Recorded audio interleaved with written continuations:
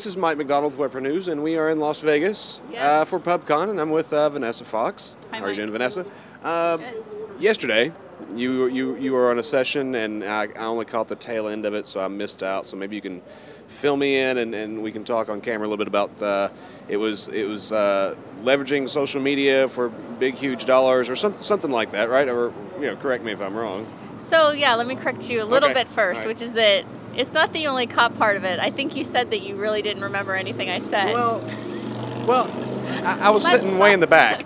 I was late to get there, and there was no chairs, and I'm like, that sounds like Vanessa. And if I'd known that, I would have moved somebody. Yes, but of course. by the time I realized that, it was all over. Yes. So.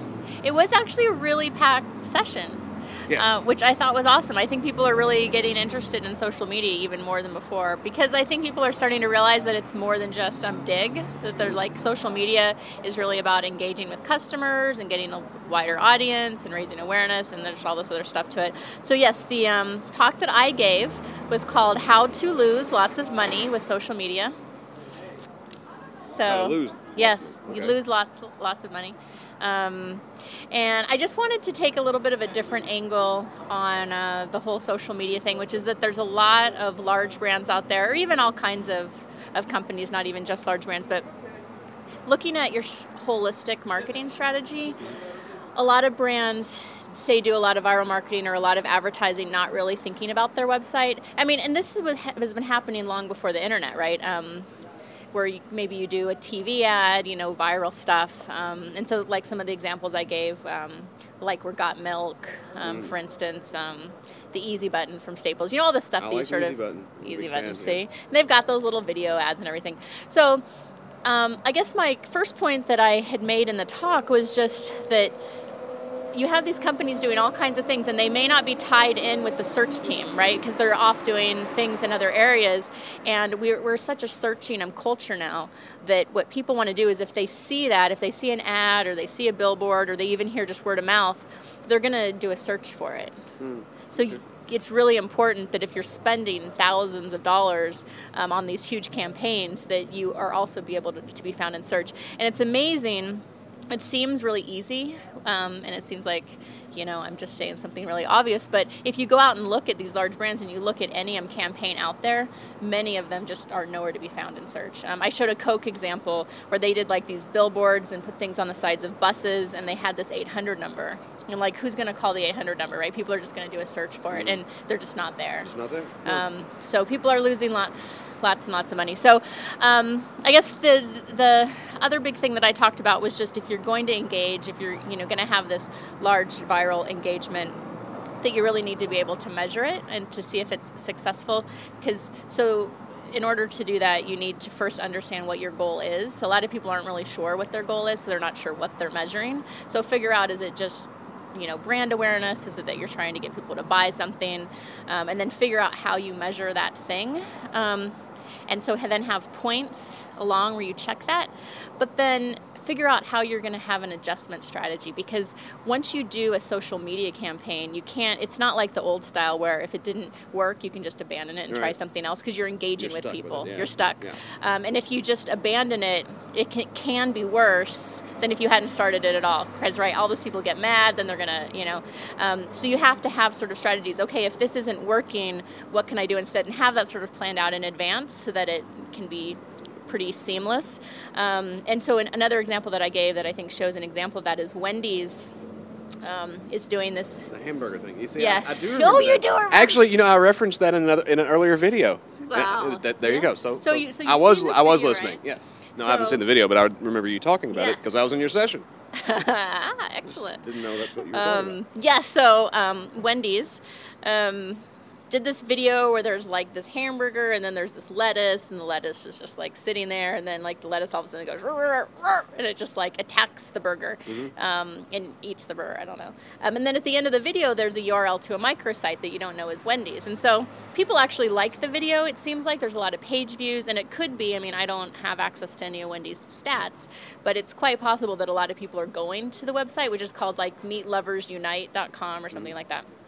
But when you get to the site, all it is a URL, and it says, all it is an email submit, and it says, submit your email address. That's it. So probably what they're looking for is for people to sign up, but you don't know what you're signing up for. Or who. Or who it is. I mean, you don't necessarily want to give out your email address.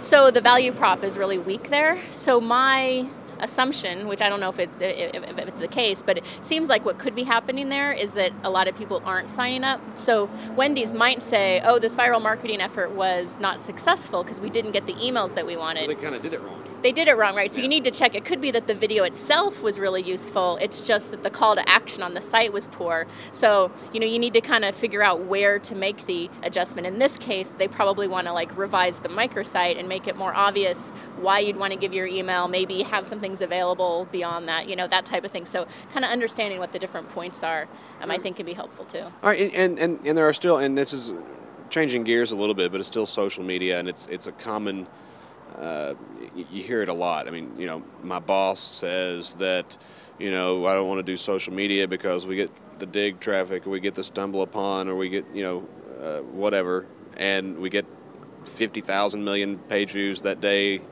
and nobody clicks an ad, and nobody comes back, and nobody converts. So what is the value, and why do I want to bother with it? So I think that's an excellent point, actually, because I think that too many people get fixated on, I want a bunch of digs, I want a bunch of page views, and that's really not the end goal. Mm-hmm. That's a way to get to some other goal. So you have to figure out, first of all, what that goal is, right? If you're a CPM site and all you care about is page views, then, fine. But that's not a lot of sites' models. Yeah, but these guys don't click ads. I mean, CPM, they're notorious. Right, yeah. Yeah, you have a CPN. Yeah, dig people don't generally click ads.